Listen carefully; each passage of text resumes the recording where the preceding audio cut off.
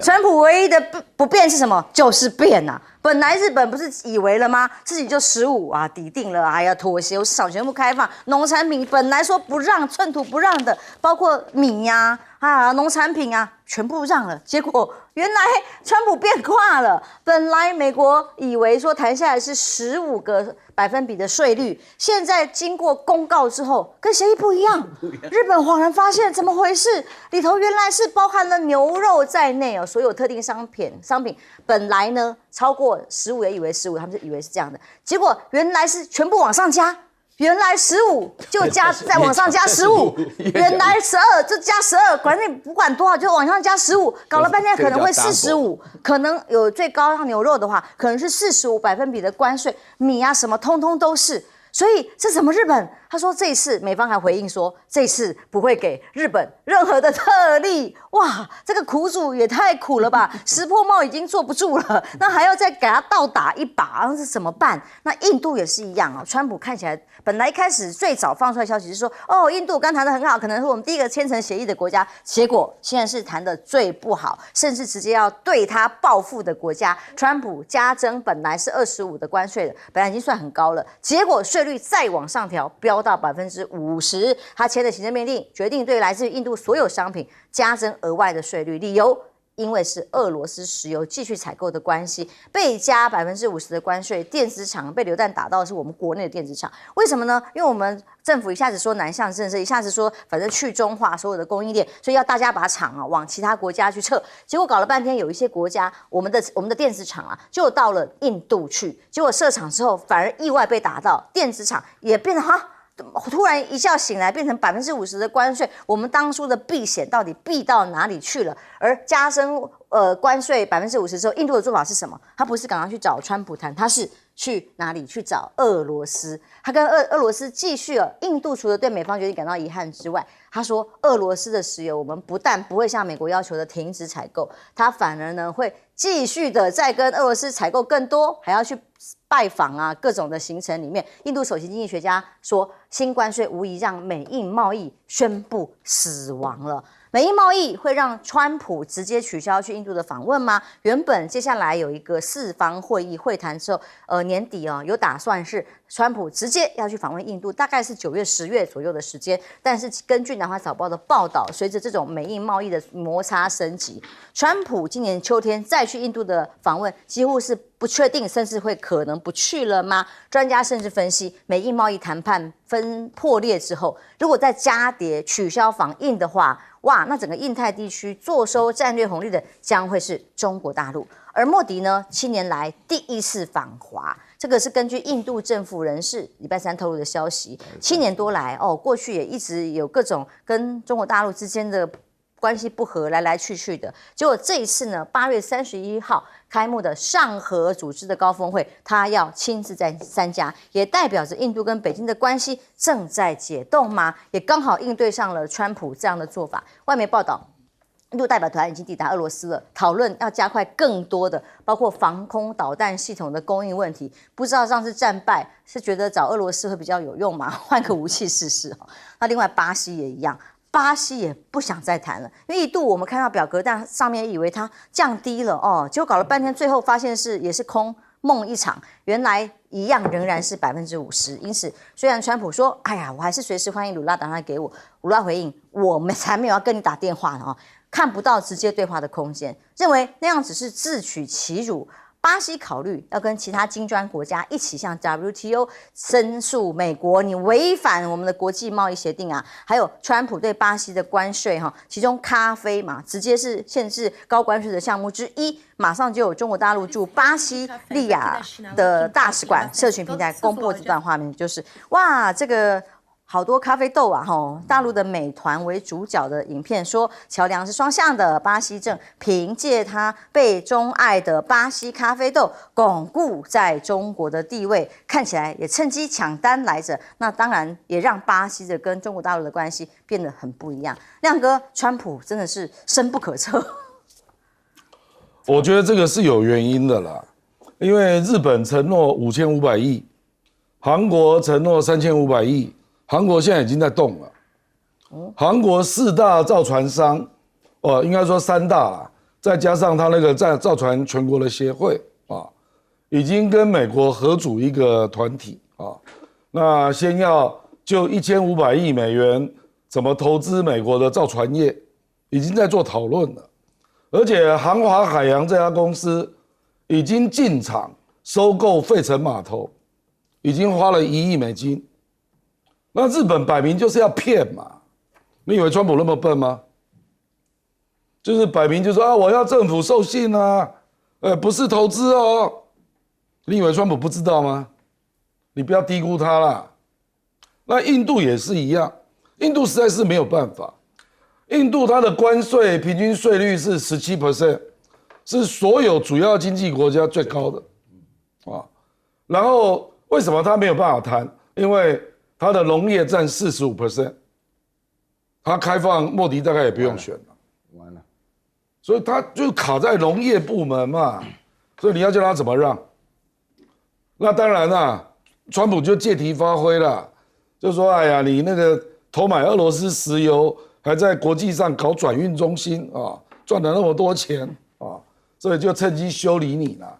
坦白讲，干这种事的只有印度吗？我讲大白话好不好？美国也买啊，土耳其也有，一堆啊。你以为那个希腊没有干吗？希腊、土耳其、拉脱维亚买了之后做成润滑油再卖出去，为什么只有印度？所以我跟你讲，这个就是借题发挥啦，因为印度不愿意买美国的飞机，而且莫迪这个人个性很硬啊，他又说 F-35我从来没有想要买，我气死人！而且印度连 F-16都没有买，所以是巴基斯坦有买嘛，所以他就故意爆你的料啊，刚买的飞机被打了，不是吗？飞机，所以我觉得根本来他就不爽了啦。那我觉得这个问题要有解非常的不容易了，因为它的农业没有办法开放啊。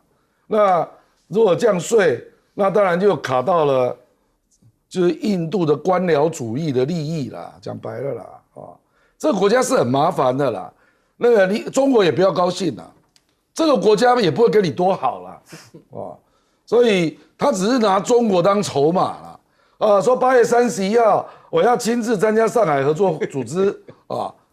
也不要高兴太久。他想干嘛？不了，他去气川普嘛，我就故意来跟中国好一点。那只是说未来金砖会议可能开会会比较顺一点可是我跟你保证，他就是故意拿中国来气美国的啦。那未来搞不好也用俄罗斯来气美国，就在搞政治嘛。所以，可是我是觉得这个问题不容易解决啦。或者反而影响美中接下来各种博弈嘛？哎呀，大家都有各自的算盘。休息一下，马上回来。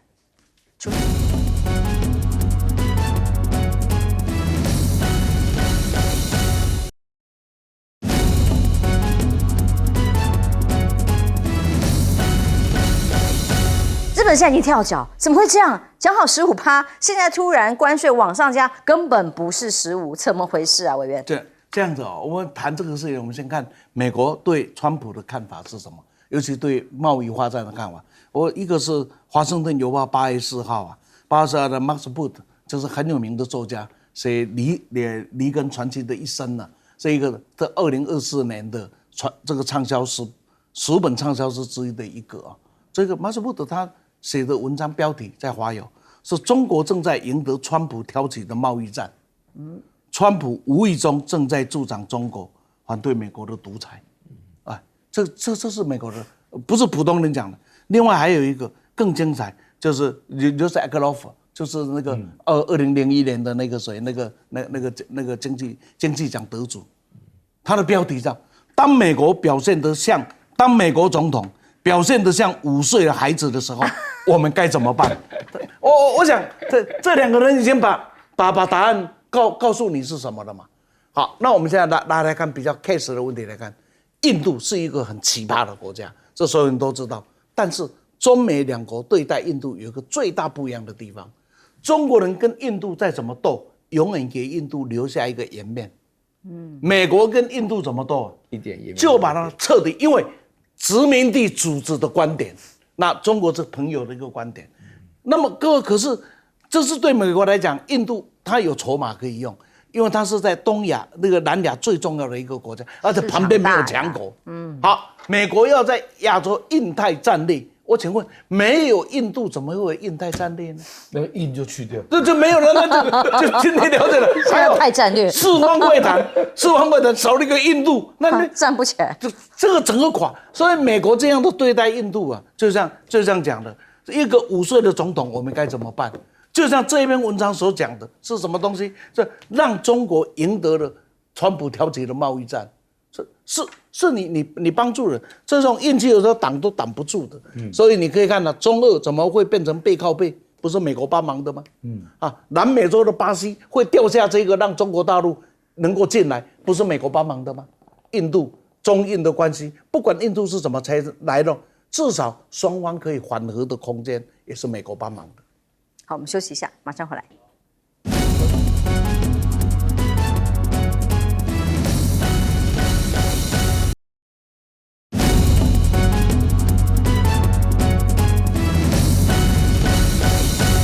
现在看起来全球关税最高的巴西啦、印度啦，哈，其中巴西看起来也没有要跟川普妥协的意思。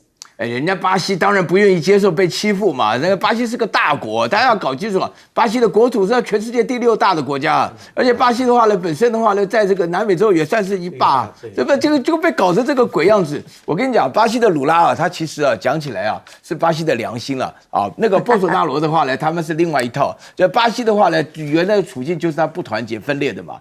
但是这个鲁拉这次表现得非常好啊，这个相信这个金砖国家啊，就金砖峰会里面，他们前面这个女总统罗塞夫现在人在上海当这个金砖银行。现在巴西的话，很明显借这个机会，巴西有几样东西都是大陆要的，原来是买美国现在什么大豆啦、咖啡啦、矿产啊，什么好的东西啊什么的，现在通通都往中国去了嘛，这个是非常重要。不过刚刚话说回来啊，这个川普本身啊，他讲话像5岁小孩还好啊，他其实啊他是很无知的，你知道？我不晓得我本来以为川普只是坏跟笨而已，现在发现他根本就是无知。川普碰到那个赖比瑞亚的总统，他居然问人家说：“你的英文怎么讲这么好？”赖比瑞亚是全世界唯一听到英文变好的，感觉很难过的，因为他就是美国黑人的。对不对啊？美国人说美国人英文好，他居然连这个都不知道。所以你知道，川普本身来讲，对日本他乱放话，他放话放到什么地步？日本人要投资5500亿，日本想要忽悠他，被他发觉以后，他直接讲，我们控制90%的利润。就好像现在市场很多企业产业企业家根本不知道该怎么做预判，因为我们的关税在很多政府的话术底下。20%只是暂时的啦，哈，但是今天中午就直接执行啦。那什么时候人家可以执行的？什么叫暂时？还有的改吗？当然希望如此。结果呢，本来这个要开的沈伯洋啊，是要开的去清境农场啊会勘的这样的行程，被披露之后，大家笑，你要去数牛羊吗？还是你要去度假吗？很爽吗？以至于临时改成这个提案，说要做一个专案报告，针对整个关税的内容，结果。是机密内容不能公开，产生的一些口角冲突。看看现场画面。那我在外交国防委员会也待了1年多了，这是第1次我们的秘密会议连公开质询都没有的情况。以前全程机密在海昌案有过了，不是第1次了。多久没有了？不是多久没有，是个案。很久没有了。那可能你做的还不够久了。好，很多资深的记者应该都有印象。我们在海昌计划的时候，好了，那个人上一届没有当立委，不知道就不断的造谣。我们让 Lady First 让他们先吼一吼。Lady First 叫林楚云去跟他吵了，因为小金很大声啦。这为什么要机密？全民都需要知道，所有产业想要知道到底我们的条件让了什么才能够因应嘛。那都只能说，哎呀，你做的不够久，所以你不知道可以机密啊。以前怎么讲人家？对，以前怎么讲人家黑箱的哦 ，ECFA。那现在什么黑箱，只要我喜欢，有什么不可以吗？沈伯洋不去清境农场，改开秘密会议，黄国昌批啊，哎呦，就做样子嘛。一审排出来以后，整个社会骂翻了，要去看牛羊啊，所以干脆他去数什么有牛有几只，羊有几只的话，台湾人民可以忍受吗？所以今天改成秘密会议，但是这个神秘到大家觉得不可思议，已经没有上限的这种。内容跟方法呢，这个连开个会都要搞到神秘兮兮，秘密会议讨论秘密的协定。然后，所以结论是仍然都是秘密，真的是一个装傻的概念。美国对台湾关税说降到20%，从32%到20%。行政院秘书长龚明鑫还特别讲，这个是很大的成果，比其他原本的幅度下降了更多。但是这个很特别的经济部长郭志辉，我们大家印象非常深刻。当川普今天早上清晨5点多讲了这个话的时候，我们都在想说，郭志辉会不会出来讲说假新闻哈？因为大家昨天记者在问他关于川普爆料台积电要投资3000亿这件事情呢，他是这样说的，听听他的说法。部长，这个川普有提出这个3000亿台积电的投资，有收获到这个相关讯息。这个是假讯息，好不好？你说川普讲的是假讯息？我不知道谁讲的。是川普说的。那我不知道，因为我没有研究这个命题。会觉得这个3000亿的有点？我觉得这个我们要问台积电，好不好？好，问台积电。那台积电目前有了解？我们不知道啊，因为我们不知道这是台积电的问题。蛮像的。看来我们做得很傻了。你说这个川普讲的是假新闻吗？他非常惊讶，他应该讲，蛮天天讲假新闻的。然后后来当然他道歉了啦，因为明明就川普讲，他是说记者讲好几次，川普讲，然后他就硬要说假消息、假讯息，那结果这是他管的业管业务，理论上应该要最清楚的。那甚至说不知道谁讲的，没有研究这个命题啊。结果呢，经济部赶快致歉说部长当时还没有完整掌握提问背景，也不是针对川普的总统的内容进行评论。部长当下回应语义不够精确，造成误解，特此致歉。语义很精确啊，他说川普讲的是假消息啊，非常的精确。这个很糗，所以今天早上川普记者会之后就很想问郭志辉，请问假消息吗？所以当整个台美关系到底什么情况？我们好像在平行的时空我们不断的强调台美关系是史上最好的时候，不管别人怎么说，包括南华早报说国际危机组织中心的事务资深研究员针对阻止赖清德过境纽约这个决定，我们看到了前几天这个失去川普的这个过程的分析内容里，凸显川普想要排除可能妨碍跟习近平举行峰会的障碍，也反映他跟包括赫格塞斯在内所有的核心顾问对于台海紧张局势的看法是有分歧的那如果台湾跟川普之间已经关系这么差，那所以才会让我们的这个关税最后处理的情况是只有20%，还一直说暂时的，他不知道内容赔了什么。顾立勇还说这个说法不公平，就像美方攻击型的无人机等等迅速的交货，都是我们相关非常台美有共识、有高度共识的这样的证明嘛。华府智库直白的讲，赖清德内外交迫变成跛脚鸭了。美台关系前景堪忧。现在翁旅中讲的一句名言，他说美中台关系早就没有台了，只有美中吗？这个智库直接这样讲，台湾内部的政局高度对立，加上川普政府对于台湾的态度转趋强硬，让赖政府在国防、经贸、外交四面楚歌。那么尤其美国或许是台湾原本应该是最坚定的外国友人，但是就算是超级强权，也没有办法逼着台湾国会通过法案补足国防预算，或者让政府正常运作。台湾仍然需要自行整顿内部，否则一切国际支持最终都将付诸流水。我不知道这个意思是不是说你自己要搞大备都没成功了，国会都没办法你想要的多数，所以还要我支持你吗？是这个味道吗？亮哥，最后那个事实上国民党也没有反对国防预算是啊 ，AIT 也会来说服所以我觉得是赖清德搞了一个大罢免大失败，把自己的地位搞砸了，全部耗损。因为全世界都会这样看你嘛。彭博都直接写，就说赖清德已经走投无路，他用的词叫 out of options， 没有选项。人家为什么会这样写你嘛？没有选项，就你把自己搞砸了嘛。对，不然美国不会认为台湾的国防预算没有办法通过了。连潜舰预算都过了。是让王定宇我跟你讲王定宇用海昌案来类比关税是不对的啦。海昌案因为涉及的是涉入的国家要保密，国防机密，涉及的军规也要保密什么样的产品，那个全机密大家没有意见啦。请问有哪一个国家关税谈判是全机密的？你举个例子给我听啊。台湾。就除了赖清德之外嘛，世界怎么跟得上台湾？除了赖清德之外嘛，有哪一个国家这样搞关税案涉及的是相关的产业要做准备，你以为只有你政府的事啊？海参案的不一样，海参案那个是我们要做潜舰，那希望有一些友好我们的国家不要曝光，这完全可以理解啊，我也支持啊。可是关税不是，厂商要准备，20%的关税明天就实施了。美国今天8月7号，我觉得我们明天8月8号啊，那你叫人家厂商怎么办？你给个说法啊！还有，到底哪一些进口业你要开放？大家都不知道啊。农产品啊，还有汽车业啊，汽车业受雇者就30万人。你可以说，跟你都没有关系，有人这样搞啊？那全世界就只有你这个烂政府啊，赖清德政府会这样搞关税谈判嘛？这丢脸丢到家，还在那边硬搞，全程机密，笑死人啊！大嘴巴川普就自己给你爆料了，你以为我们都不知道？我知道的讯息比你看的黑资料还多啦。什么经济部后来列出那个危险的4大产业，那个报告早就在外面传开了，机密个鬼啦！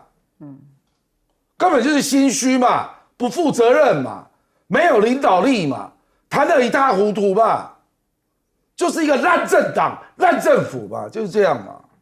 是，那所以这个立委又怎么样呢？沈伯洋，委员，两位都是过去在立法院待过很长的时间。沈伯洋本来是要去七星农场考察的，被发现之后改成在室内开秘密会议，反正开什么也不让你知道。这种考察，尤其像到青农这种考察，基本上是亲近农场要拉拢立委要求去的，因为它没有业务价值，就立法院的桥段没有业务价值。这个我们大概我们都清楚了，这等于政府公关，找立委去这吃吃喝喝一下啊，所以还好没去被骂死。不过我是从一个角度来分析给大家看一下一个问题。第一个，今天你就算有秘密啊，我们先假设，那对朝野党团做个简报可以吧？应该的。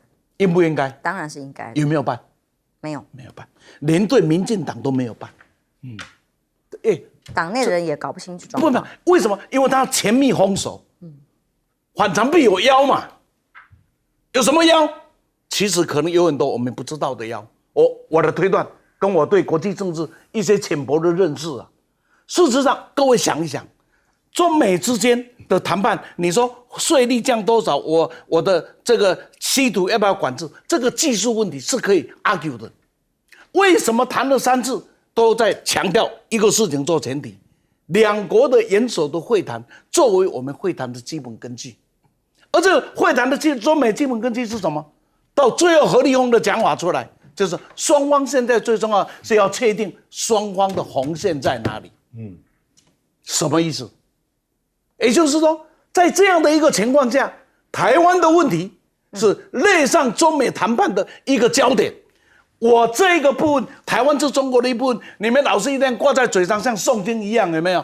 不，现在我们把诵经列为正式的情况了。那你美国的利益，我尊重。你说大家把这个红线画好，这个画好以内，什么东西我降一点，我吃亏一点，我少一点 ，OK。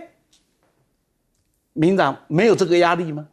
他不敢讲是这个问题，因为台湾正在出卖中。我可以告诉你，昨天共和党的前官员所铺出来那个信息，是在做什么事情？是在做台湾出卖钱的推责，就是白皮书。国民党你为何不支持你？不是我不支持啊，是你自己贪污腐败啊！今天你们这样的情况是什么？是因为你们跟川普政府闹翻了，因为你们的做法不得川普的喜欢，因为你们是做错了。所以有一天你被卖了，被切割了，你被卖了，刚好而已。各位，这就是民党不敢讲的真相。请各位想一想，这里面已经很明白的告诉你，美国要跟你拜拜了，因为美国要解决的是这个大问题。所以翁立中讲的对啊，中美台现在只剩下中美，没有台。亲爱的朋友，这就是我们今天面临的困境，大罢免再水上加霜一次。因为川普希望解决这些事，但川普压力很大，美国的深层政府并不容许川普在这里就可以迈出这一大步。可是美国的压力是现实的，在这样的情况下，这一个整个的深层政府最希望的台湾乌克兰化。台湾乌克兰化有一个很重要的原因，就是需要通过相当多的法律跟配套，它才有办法达到那样的目的。可是大罢免失败了，朝小伟大，没有办法改变乌克兰化的所有的准备作为是进行不来的。所以在这样的情况下，各位，我们面对的不是只有关税，我们面对的是乌克兰化以前先把台湾掏空，一个一个搬掏空了以后啊，卖了正是好卖的时候啊。苑老师，换我激动了。好，因为郭部长好像讲的也没有错，因为川普前一天讲3000亿投资，今天变2000亿啦，所以他说假消息啊，那好像被他说中了。但是他都不敢承认川普会讲假消息啊。我这边啊，我刚刚稍微解释一下哈，那个大家听不懂啊，我用最大白话讲，我们不叫新闻大白话吗？台湾正在被出卖中啊！我是非常仔细看了惠顿写的那篇文章啊，然后翁履中做了诠释啊。这篇文章有3个重点啊。第一个重点就是莫名其妙讲说，哦，川普当选你没打电话来，谁都知道要花钱呐，哪有川普乱接你的电话的？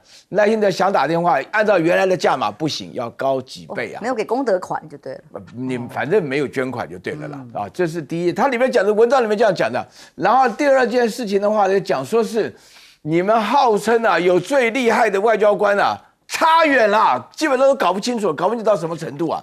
那个你对于原来的民主党跟共和党之间的转换，你都没概念呐、你那个文章叫做台湾怎么失去川普的，人家才没有讲。应该文章讲说赖清德怎么失去川普的，它里面讲的就直接点名了。里面一开始就讲说，你知道吗？像那个赖清德想要去休斯顿，想要去纽约，川普自己说拒绝的，提都不要提。那这个的话呢，就是你讲的那个被出卖的那个过程啊，被羞辱了，根本没有提到。然后另外第3件事，他讲的非常重要。我接着我们政风委员讲的那个要台湾乌克兰化啊，他说这个台湾自己的武力准备买的武器不够，然后自己的准备，然后美军在这边，我老早因为我们好几次在节目当中。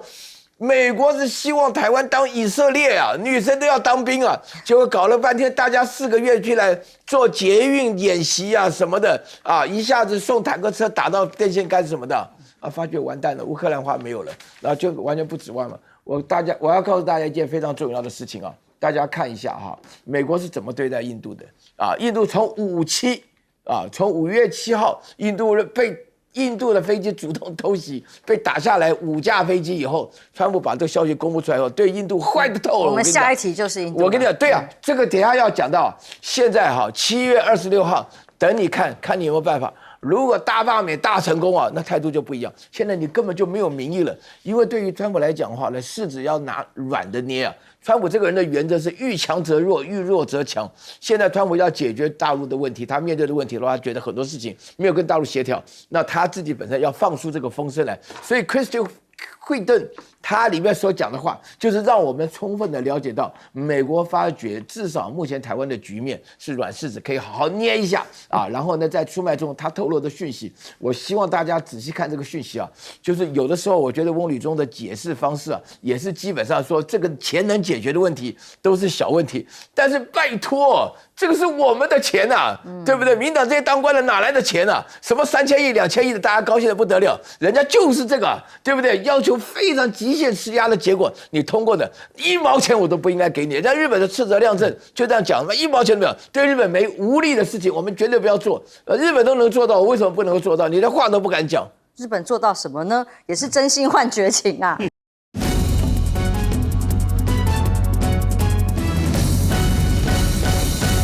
观众平安，欢迎收看 TBS 新闻大白话，我是王浅秋。首先介绍这一节跟我们一起讨论国际国内大白话的来宾，第一位是耶鲁政治学博士郭正亮亮哥，第2小时陪伴我们。前立委李胜峰，浅秋好，大家好。台大哲学系教授苑举正老师，浅秋好，各位观众朋友大家好。是啊，风灾处理完了吗？上一节我们讨论到了，在中常会上，总统讲啊，包养啊，包括党内的代理秘书长去灾区挖水泥、水沟啊这些画面，所以救灾告一段落了。所以全面的民进党要来干嘛呢？当然是823大罢免、下军状令啦。所以灾区结束了，这样吗？灾民们，如果你在灾区的话，觉得帮助已经告一段落了吗？民进党成立了所谓陆战队成军，这个由发言人吴峥公开的宣布哦，直接将支援各地的罢团，包括协调各地立委、党公职议员接力到罢区，协助公民团体强化基层陆战。难怪啊，曹兴诚也都回去了，说不放弃、不分手了啊。所以当不挖水沟了，第二波。何博文说：“我们接下来就是要组823战队，陆战全面巷战深入基层。那分析这整个最新的所有的民调里头，到底民进党这样做，726认输不算输，那823继续战，民进党由中央下达的指令，全面的加入罢团会有用吗？”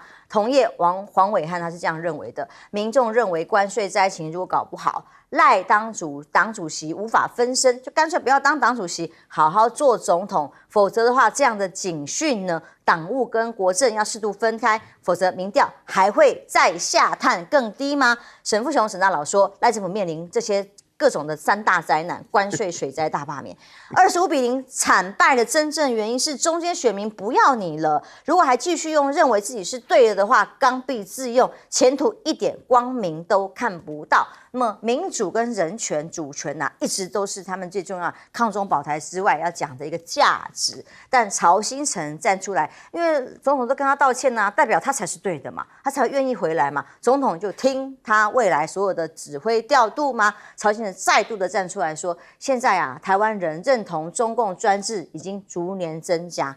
因为民进党所谓理性温和派啦，退出反共论述啦，所以把战场让出来了，让现在台湾越来越多，逐年增加的是遗忘初衷，什么正名制宪啊，就是说你没有办法再让大家那么讨厌中共啊，中国不会没那么讨厌了吗？就是因为你民进党那边的错哦，还会有一群傻志工去推动要收割。不成就让志工去当战犯，骂他们惹是生非。他说，民进党有人认为啊，只要是总统大选遇到国家认同，民进党一定会赢。结果现在连曹兴诚都怀疑，民进党2028真的还有机会赢吗？他说一定要抗中一路走到底，现在有越来越多人不支持抗中这条路了，抗中牌翻车，这是不是一个设好的局？黄国昌认为是，他还要成立一个调查小组去调查，因为呢，在立法院正副院长办公室的幕僚被找去参加一个饭局，这个饭局后来被狗仔拍起来，大做文章，说跟比亚迪中国大陆的车子啊，这车商们一起宴饮，要干嘛呢？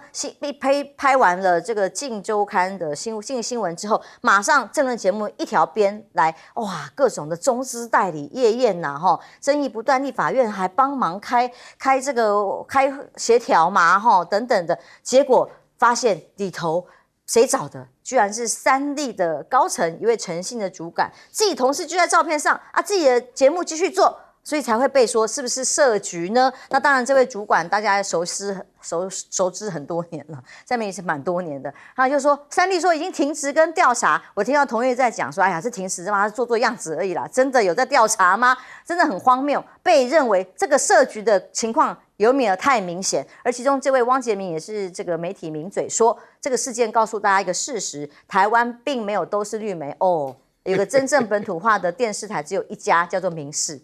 啊，那其他都是商业台，为了利益，什么都不是价值。意思就是说，3立找的饭局跟比亚迪，那就真的是因为他是民事来宾啊。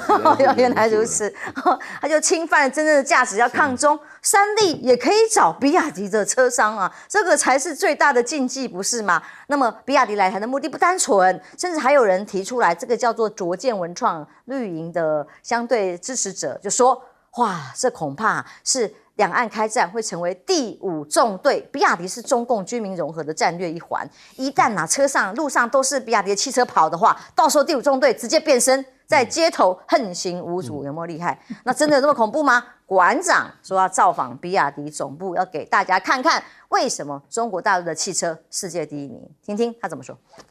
台湾玩车就是一个很恶劣的环境，你只能买一大堆，你买一台车就是2台车的钱，买一台 Toyota 嘛。日本卖多少，台湾卖多少哦，然后日本的规格还比台湾高，你要跟他一样规格，你加钱。BMW 也是，宾士也是，抢劫啊，保时捷也是，人家外国标配，中国还送你。台湾的车的市场就是把我们生吞活剥啊，什么都选配啊，什么都加钱啊。所以呢，亮哥，我们在看到整个过程的时候，馆长这个指标，他对于中国大陆的论述，年轻人很多人买单，所以连朝鲜人说，哇，现在抗中牌失灵了吗？那那个朝鲜人如果认为那个抗中啦，或者台湾国公投更重要，那你就去阻挡嘛。过去也不是没有这种历史啊，过去有建国党啊，有台联啊，对不对？所以你就去阻挡嘛，你影响不了民进党的啦，我跟你保证。民进党不会有人疯到现在去搞正名制宪啊，明年就要选县市长了，你看谁会去搞这种东西？所以他在那边讲也没有用啊。民进党，我跟你保证，没有人会理他啦，啊，那他也许有不喜欢的民进党，那你就去搞嘛。比如说你不喜欢王世坚，你看你能不能把王世坚搞下来嘛？我跟你保证，王世坚还是照样连任，你搞不死人家的啦。所以就是根本不知道自己的底气嘛。你有你多强啊？被曲小新暴打，惨败，对不对？你有多厉害？曲小新你就应付不了了，他活下来，你还要去士林北是那个士林大同应付王世坚呢，简直做梦嘛！不然了不起就去阻挡嘛，你有钱啊，对不对？因为这个历史都不断的在重复了，我们以前早就见过了啊。那有一些人都是胡说八道嘛，像这个什么卓见文创，欧洲你知道今年卖了多少比亚迪吗？你这个女士你知不知道啊？连数字都没有，就在那边瞎说2025年上半年，欧洲卖了9万辆的比亚迪，那估计今年会卖18.6万辆比亚迪的电动车啊，欧洲啊，第5纵队。结果你在说什么啊？讲话也有点根据嘛。像你这样的水平，放在台湾只是会害死台湾嘛。你根据数据来讲嘛，日本比亚迪要去日本成立100家旗舰店，那日本为什么会允许呢？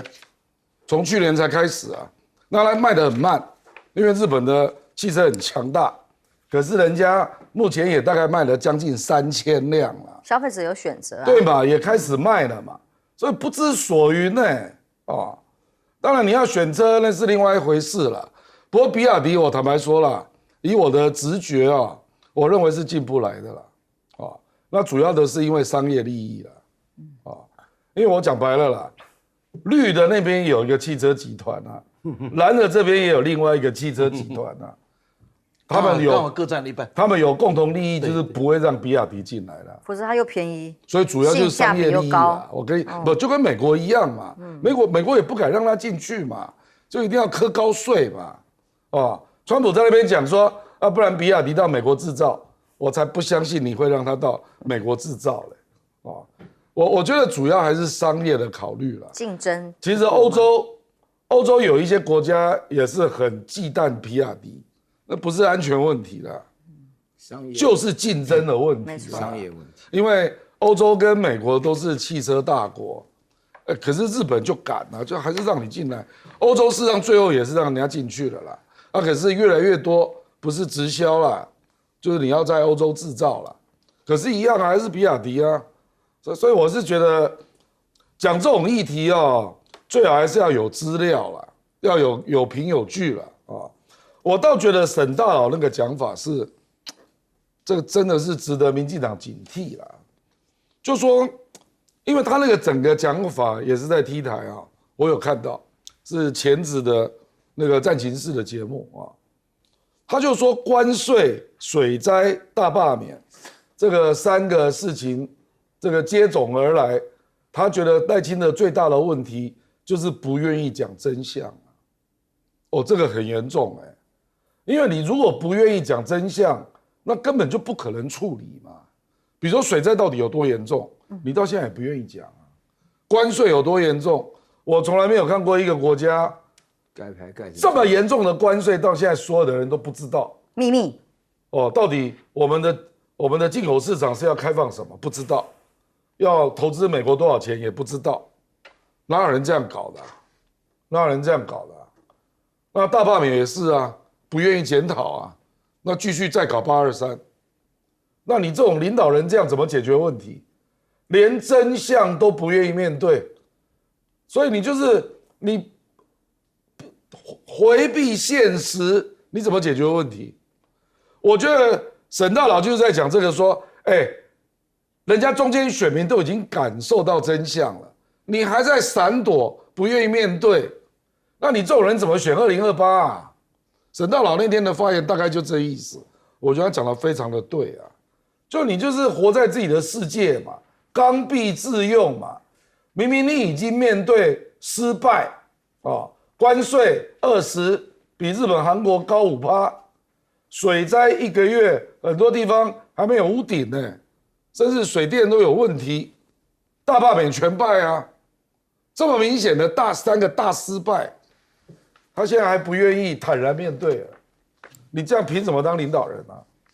没有赢也没有输，所以委员，我想请问，比亚迪要进来有这么恐怖吗？除了商业利益的竞争之外，讲成第5纵队，然后搞了一个翻车的饭局，搞了半天还是绿媒自己的同业主管去邀请立法院的幕僚同仁，那这搞了半天，到底还要设抗中，这种新闻的炒作模式多久？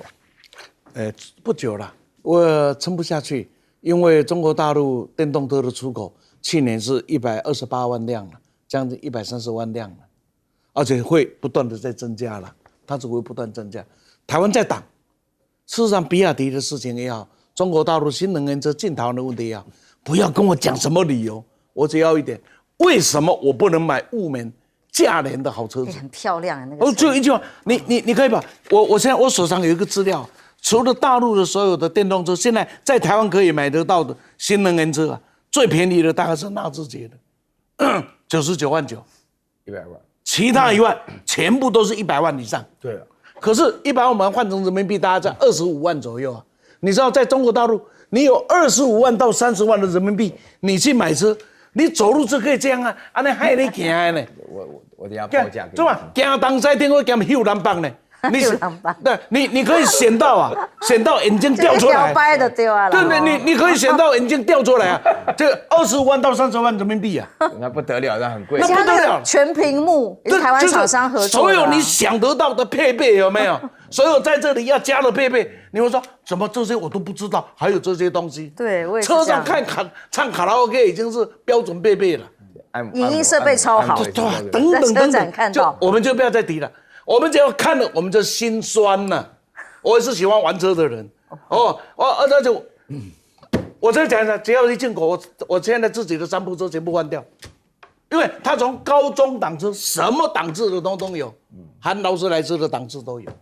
好，这个是一个了，所以不要去扯那些扯东扯西扯皮啊，政治是骗人的，国安是骗人的啦。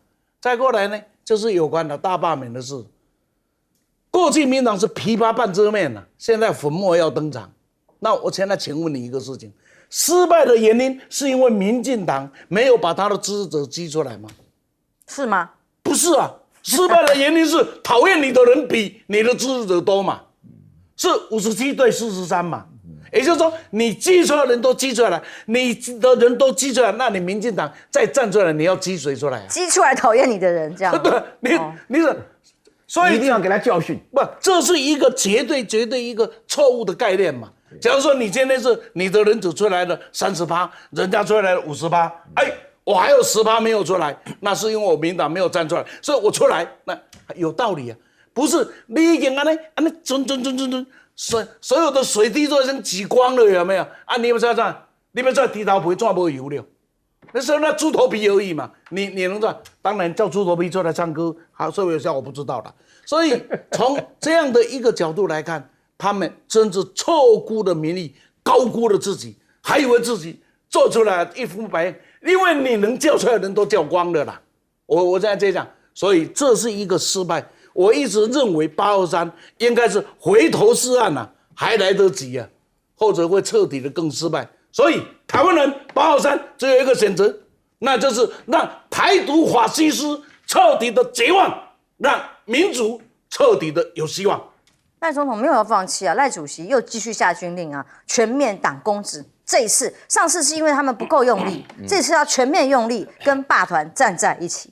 我现在强调一下啊，823对我来讲很具有神圣意义的数字啊！哎，谁都知道823炮战啊，对不对？823炮战的话是最后一次啊，要武力攻台的时候，大家印象非常深刻啊。现在居然我今天看到823下军令状，我以为炮战又要来了，搞了个半天，为了大罢免要下军令状，打自己的民众，然后这边还要成立陆战队啊，不知道是谁啊。哎，搞了个半天的话呢，我必须坦白讲啊，我自己现身说法，虽然放暑假，但是我从7月26号开始遇到所有的台大学生，对我简直是面容可掬啊，大家都好高兴啊，跟我讲说，老师啊，你做的判断是正确的啊，我都不要讲别的详细内容啊，这里面的话说句良心话，我们真的要感谢啊赖统一啊，哎，我跟你讲，再这样子搞下去的话，台湾真的麻烦了。为什么？我告诉大家一件非常重要的事情，因为我们那边本身7月26号我有投票啊，我们那边的话呢，早上起来的话，确实是一大早开始就有人了，哇，我感觉到大势已去啊，